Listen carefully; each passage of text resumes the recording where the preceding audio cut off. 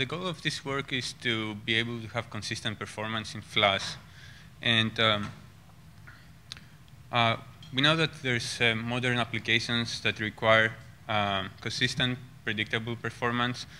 Some require high throughput, others low latency, some combination of those. A good example of that, and generic one, is virtual storage. So storage for VMs, where workloads end up being random.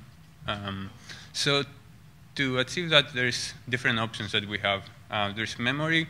It's expensive for primary storage for most cases.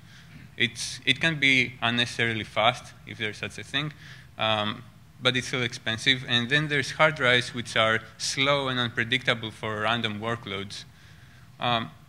So finally, there's solid-state drives for Flash in general, and they appear to be good in the sense that they have that balance between cost and performance.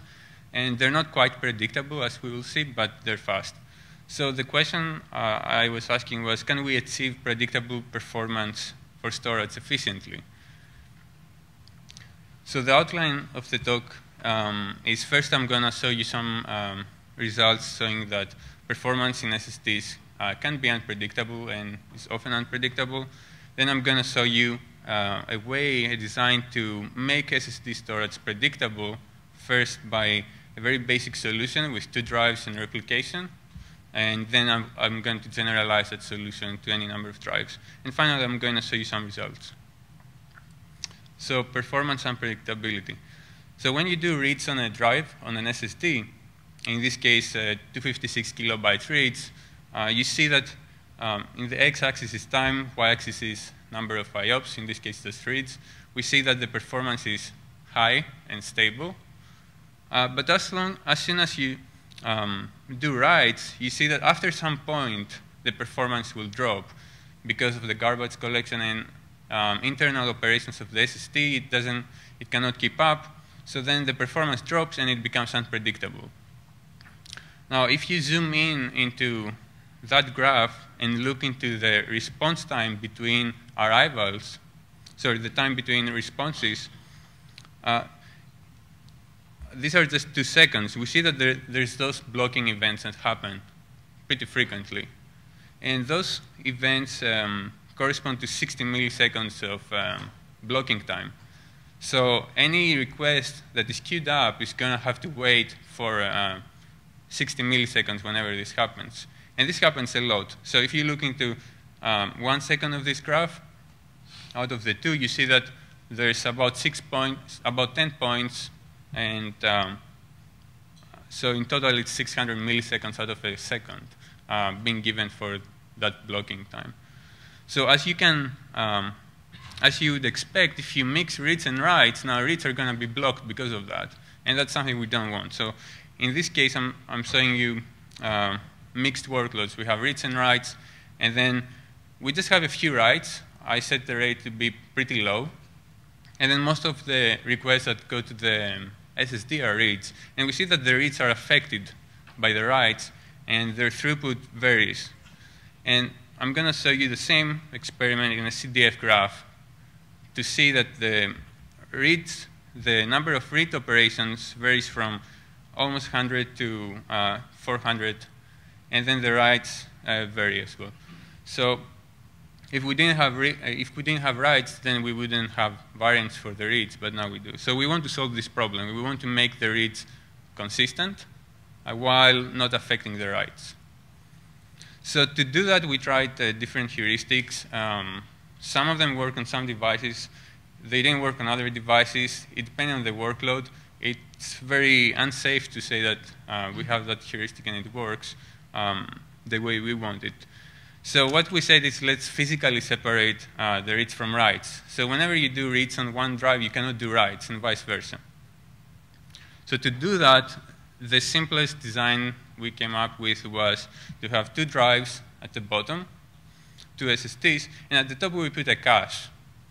And whenever a read comes, it goes through the cache, and if there is no hit, then it's scheduled to go to the drive that is at that point in time in read mode. In other words, it's the drive that is serving the reads. and it doesn't serve writes during that part of time. So whenever a write comes in, it goes to the cache, it stays in the cache, and the drive that is in write mode is performing the writes that arrived at the cache when it was a read SSD. So after some time, those drives will switch roles. And the drive that was reading will start writing. The one that was writing will start reading. And that's to make sure that we sync up those two drives. Now, the difference between those two drives is always in the cache. So any data that you write is available at any point in time because there's always a reader, and you can always write because there's always a cache and the writer. So in terms of consistency, we have that if you take the union of the cache with any of the two drives, you have the same data as if you took the cache unioned with the other drive. So this gives a consistent view from the client's perspective. Then there is issues about, well, if one drive goes faster than the other, even if they are of the same model, this could happen temporarily. We have to make sure that there is a throttling mechanism that does not allow that. In other words, we have to make it behave as if you had RAID 1 with two drives. The performance will be equal to that of the slowest drive. And then there is the issue of power failure. Of course, if there's power failure, then we have data in the cache, we're going to lose that data. So there's either the approach of having a battery-backed cache in VRAM, or you have to have a mechanism that will prevent that, such as writing synchronously to the write drive while you're flashing writes from the previous period. And this approach has more challenges, and we discuss about that in the paper. But for now, you can assume, let's assume that we have that battery-backed memory. And then the other issue that you might think is that now we have twice the drives, it's like having twice the cost. That's not a good idea. Certainly, this is, it appears as a problem, but on the other hand, we know that whatever SSD you get, you can get the cheapest SSD. You're going to have good, consistent read performance if you only execute reads. And the writes happen in the background to the most part. So over multiple seconds of time, you're going to have the same total throughput absorbed from the write drive. So you can have cheap SSDs.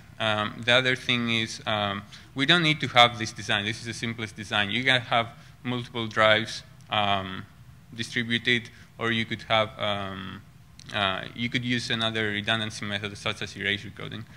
So let me show you how we generalize this design. Instead of two drives, you could have any number of drives. In this case, I'm showing you 8 drives. And instead of switching between modes, for each drive, we have what we call a sliding window, which just says whatever is inside that window is supposed to only receive reads, and everything else is flashing writes to the drives and receives new writes. So after, let's say, 10 seconds or something in the order of seconds, we move that sliding window so that the absorbed writes by the caches on each node or each disk is flashed to the disk itself. So a little bit about writes. So when a write comes in, say the controller, we will split it into pieces. If you do replication, it will create replicas. If you do erase recoding, it will split it into chunks, and will send each chunk to the RAM of each node, which doesn't have to be a node. It could be part of the same node, of course. So then the nodes that are in write mode are going to flash to the device, either immediately or later. And the ones that are reading are going to keep the data in the memory. So the reading nodes accumulate writes in their cache. Now, when the sliding window moves, a certain amount of data is flashed from the memory to the drive at each step.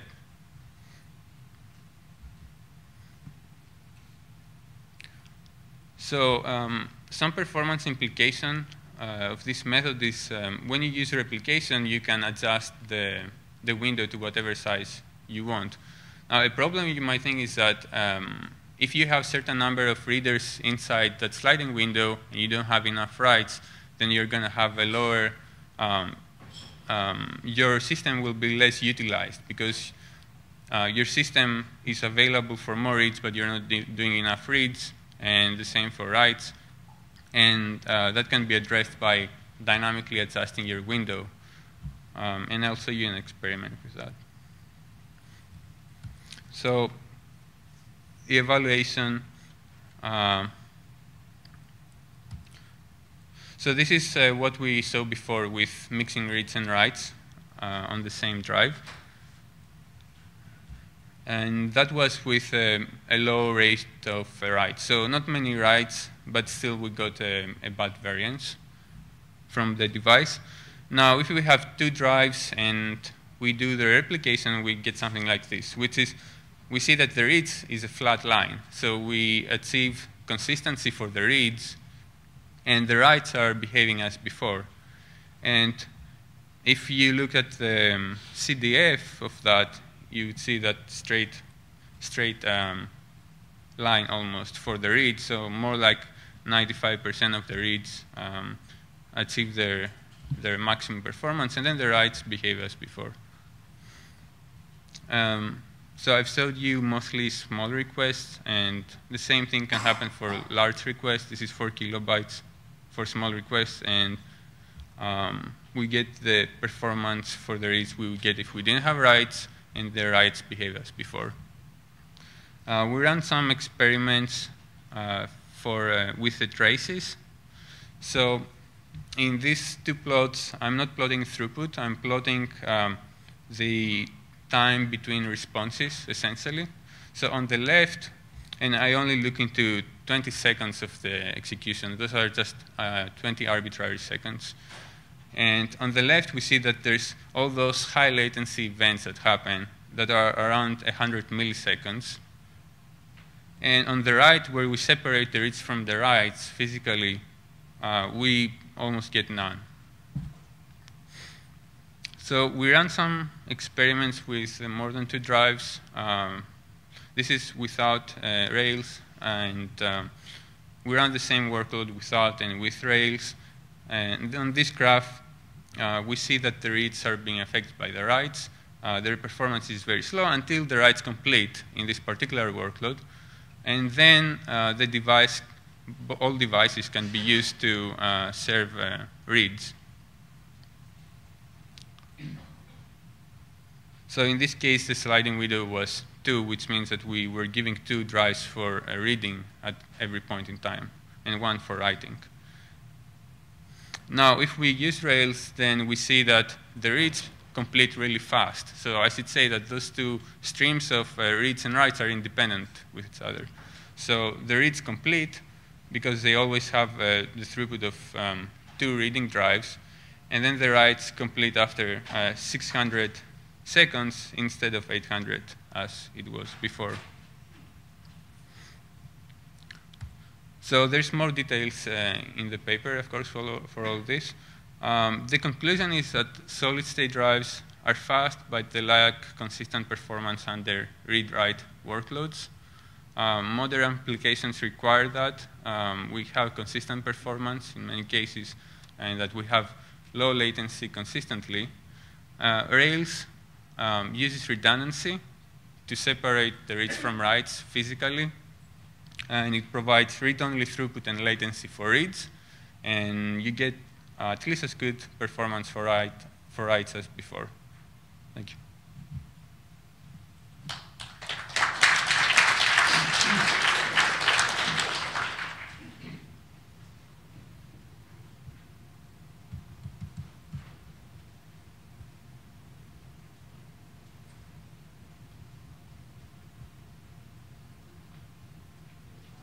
I'll start with a question that I sort of wonder about. That is, this work is very interesting.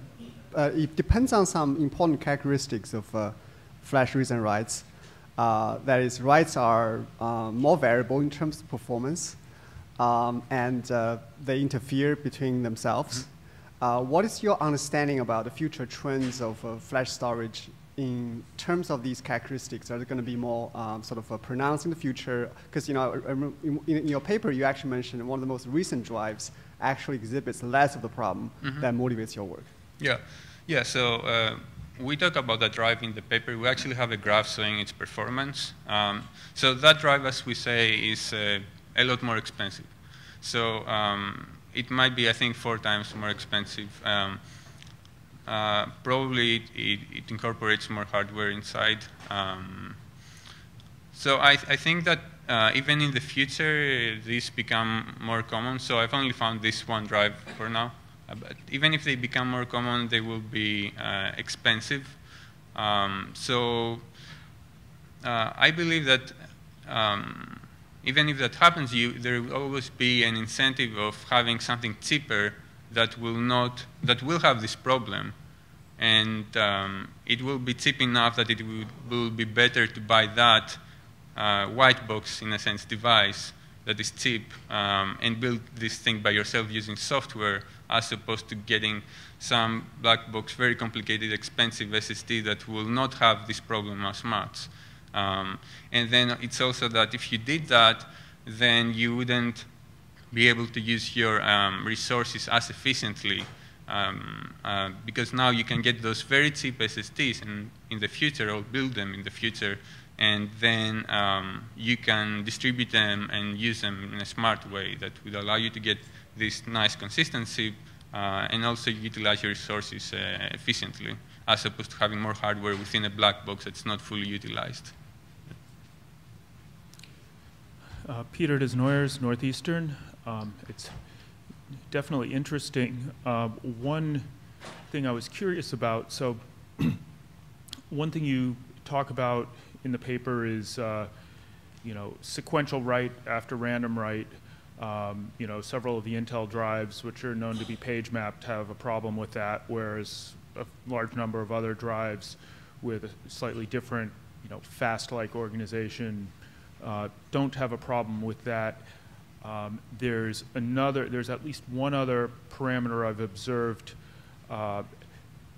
background garbage collection after random write, which might have an effect on this approach. I'm wondering, to what extent is this vulnerable to, unknown factors within the, firmware implementation?